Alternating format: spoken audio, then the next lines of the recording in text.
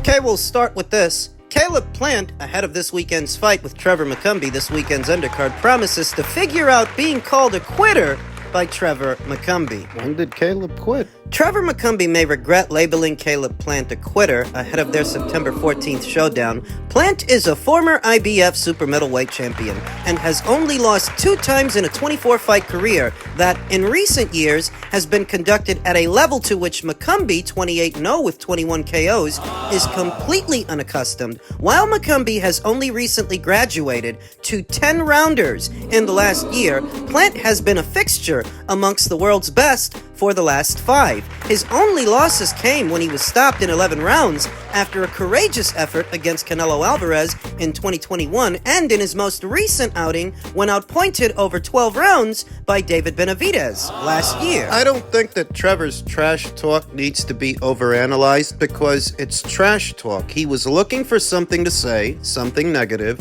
and that's the best that he could come up with. It's a poor offering, but that's the best that he could come up with. I'm coming for his heart, and I want to see what he has, McCumby said as Plant watched and listened to the clip for the first time. We've seen him quit. He quits. So, I mean, you haven't seen that with me. Now, I'm going to be in deep water, so we'll see if I can handle that or not. I guarantee you that when the going gets tough, he's gonna find a way to quit. Plant took a moment to digest being called the worst thing a fighter can be called. I never quit, so I don't know what he's talking about, he said. Obviously, in the first 6 rounds of the David Benavidez fight, things were going really well, and right at the end of the 6th round, I got hit with a shot right on the liver, and as soon as I was starting to get over that, in the 8th round, I caught a headbutt. Do you think it's possible that Trevor's confusing Caleb with Demetrius? Because Demetrius, he actually did quit. Trevor, in spite of being unbeaten in 20 or 28 fights or whatever it is, he's not accustomed to the world stage. Is it possible that this guy is so out of the loop,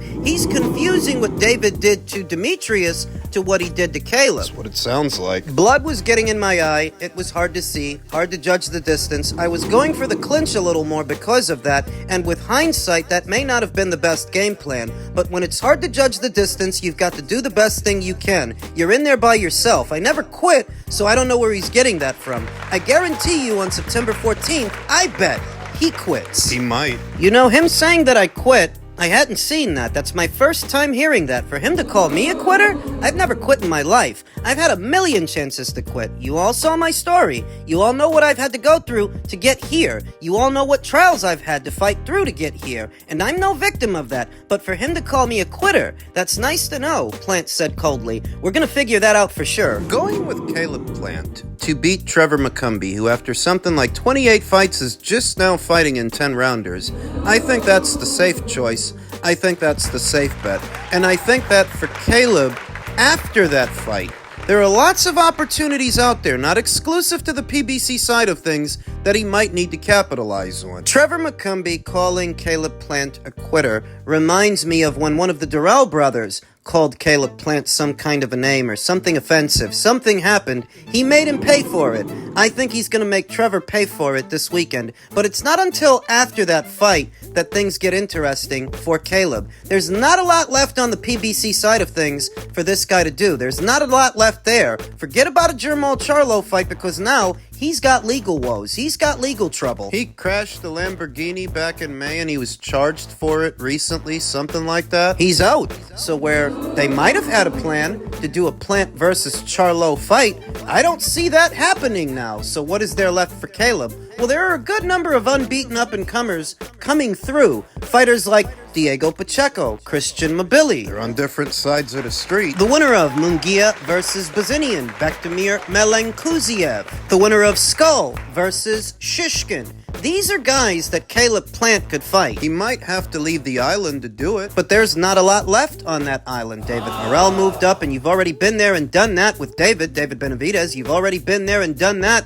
with Canelo. The money for Caleb now. The opportunities for Caleb now, they do seem to be on other sides of the street. He's a more well-established name, a more well-known name than Diego Pacheco, Bektemir Melenkuziev, Christian Mabili, just all these other guys, these unbeaten fighters, this latest crop of super middleweights. Caleb is more well-known than they are. Wait a minute, though. If he's more well-known than those fighters, then shouldn't they come to him? If the PBC actually had the money to do that, I would agree that Caleb is the A-side to those fighters, and they should have to come to him, but I don't think the PBC has the resources to make it happen that way, so it would likely go down the other way around. These unbeaten up-and-comers need a name like Caleb on their resume, so it's their promoters that would have to pay to play. They would have to pay to bring Caleb to them. But that's where the area of opportunity lies for Caleb. The money. Unless he plans on sitting out for months and months and months on end, waiting for Al Heyman to sort him out, the area of opportunity for Caleb lies on other sides of the street. It's about time that he change his decorum. The fight that he's about to have with Trevor is for a WBA interim title. The interim title. That means the winner of the fight will be in a pole position to challenge for the full title at some point. Now, the full WBA champion is still Canelo Alvarez, and we all know that Caleb and Canelo already did the dance. And because Canelo is already satisfying his latest mandatory challenger via the WBA in Edgar Berlanga, it would be some time before an order comes down, an order for Canelo to fight a mandatory. The way I see it, if Caleb wins this weekend, and I think he's going to, he should parlay that interim title into a 2 to 3 fight deal with some other outfit. Because at the PBC, there's nothing left to do. There's no one left to fight beyond this weekend's fight that Caleb Plant doesn't see going the distance. The WBA is the only sanctioning body that ranks Trevor McCumby, and they rank him at number 8 within its top 15. This is the moment, but it's his first and last moment, Plant told Boxing Scene. I'm excited to face him because he is an undefeated fighter, and all fighters who are in front of you should be taken seriously. This is his big chance, and he has a lot riding on it. It would be a shame for me to let that opportunity slip. I've seen some tape on him. He's a spunky guy. It's his first fight stepping up to the big stage. He seemed a little bit nervous during our face-off. There was a stuttering type of vibe in his voice. It will be interesting to see what kind of energy he brings to the fight. McCumby, meanwhile, is promising to earn his rival's respect. It's not about getting in some rounds or knocking him out early, said Plant. I'm going to do my best to stick to the game plan, but I don't see this fight going the distance. The super middleweight division is still hot. There are a lot of names being floated around. I feel like I'm in a good spot. And he is, so long as he's willing to change his decorum and expand his horizons. You don't want to stay at the PBC waiting for Al to sort you out, and you don't want to turn this into a sides of the street thing, playing hard to get, because if you do that, you'll be hard to want. Think about a fight like Caleb Plant versus Jaime Munguia. You could sell that. 2 former champions, 2 somebodies at 168. Rumor has it that Jaime Munguia will be fighting on the top-ranked side of things henceforth. That is a fight that can be built. Munguia versus Plant. Beyond this weekend's fight with Trevor McCumby, just some things for Caleb to think about. Caleb, who chimed in on the main event of that same show, the Canelo versus Berlanga fight. In Caleb's opinion, Caleb says Edgar Berlanga doesn't have the boxing skills, the IQ, or the chin to beat Canelo Alvarez. We've been talking a lot about this, just how overmatched Edgar Berlanga is, in spite of his tough exterior, putting on a brave face. Canelo will go out there and do his thing, Plant told Boxing Scene. I don't feel like Berlanga will come close to beating Canelo Alvarez. He doesn't have the boxing skills, the IQ, or the chin. That's a recipe for disaster. But let him prove us wrong and show what he can do. I don't care how he does. I'm focused on my fight. If Berlanga were to lose to Canelo Alvarez, a bounce-back fight against Caleb Plant wouldn't be out of the question, especially with their simmering beef. Edgar Berlanga was willing to cross over from Matchroom over to the PBC on Prime side of things because, well, it's for Canelo Alvarez, the biggest name at the weight, the biggest name in boxing. But I don't know that he would have that same demeanor towards a Caleb Plant fight, that if he loses this weekend, and I think he's going to, and they try to do a Berlanga versus Plant fight, I don't know that Edgar goes back over there for that. Yeah, you crossed the street for Canelo, but for Caleb? And worse, that if he were to cross over to that side of things, you know what the PBC would do? They would bill that as a pay-per-view, an $80 or $90 pay-per-view. Where Turkey LL Sheik is giving us fights like Joshua versus Dubois at $20, the PBC would likely charge us for this $80. Berlanga is on a list of guys I would like to fight, said Plant. Right now I'm just focused on Trevor. This is his moment. This is his chance. I need to put all of my effort and energy into that. I'll be here at 168 for some time. Probably until I retire. No plans to move up the light heavyweight? I'm not surprised to hear that.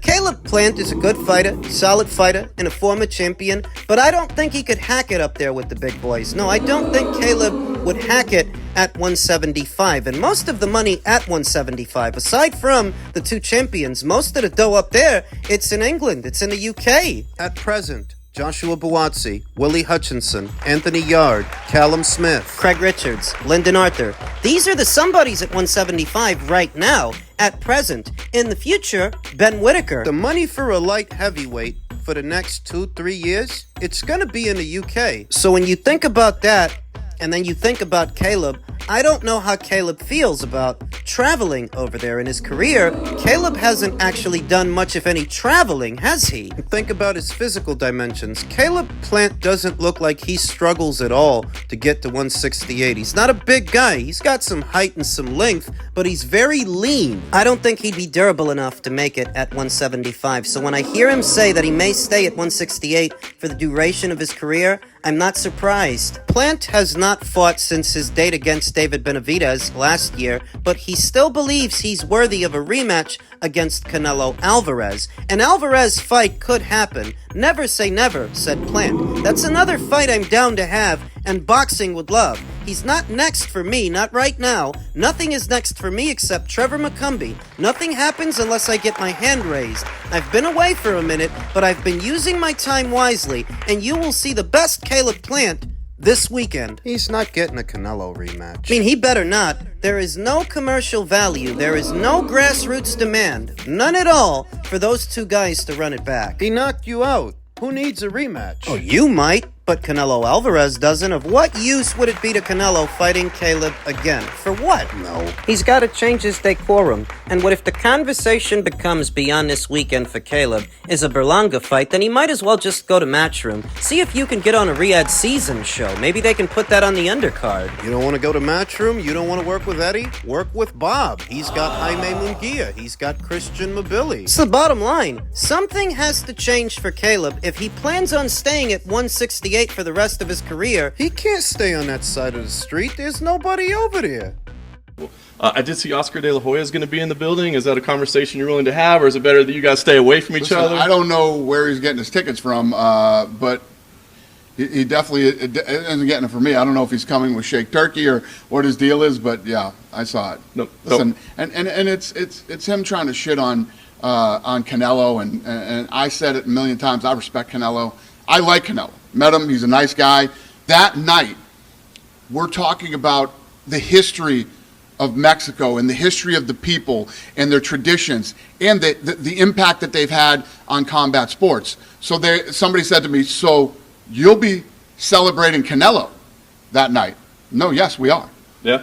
Canelo's a big part. He's featured in the show. He's a big part of the night, yes, of course. Julio Cesar Chavez, Salvador Sanchez, you know. How are you going to do all the baddest dudes that have ever come out of Mexico and not talk about Canelo, too? Right. Oscar probably thought that the enemy of my enemy is my friend. Except Dana White doesn't consider Canelo Alvarez his enemy. Dana White knows better. And I don't think that someone as busy as Dana White watches the relay. He's got an entire company to run. But what I do think is he's a smart guy. Dana's not stupid.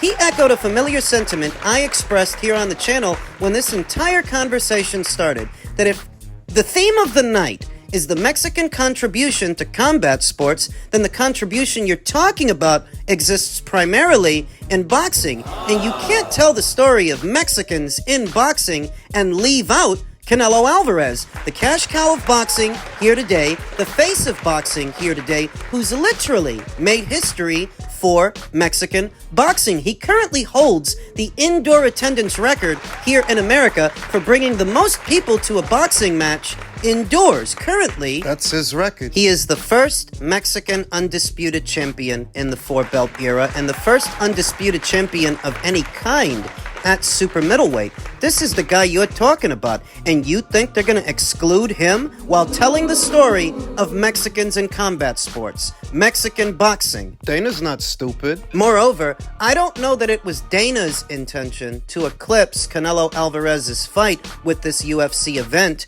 more than it was Turki El Sheikh's intention to eclipse Canelo's fight with this UFC event. That Dana knows better. Dana knows this market. He knows who moves the needle in boxing. He's a fan of boxing. I told you before, it's entirely possible that both these events turn out to be successful because they cater to different audiences. So you can't eclipse one with the other anyway. It doesn't work like that. And Oscar? Once again, Oscar looks like a buffoon. Once again, Oscar De La Hoya looks like an idiot because here you thought that you could rub elbows with Dana White, get him to help you throw shade at Canelo Alvarez, and he doesn't know what you're talking about. You better find some other way to get into that event. You better come in with Turkey. Because you ain't getting no free tickets. You ain't getting no comps from Dana. Oscar's lack of situational awareness has to be a byproduct of the amount of booger sugar he's been treating himself to lately. You and Dana have never gotten along with each other, so what did you think? That for hate of Canelo Alvarez, you two guys are gonna pal around in the jacuzzi wearing Speedos, slapping dicks? It's not happening, and all it is further indication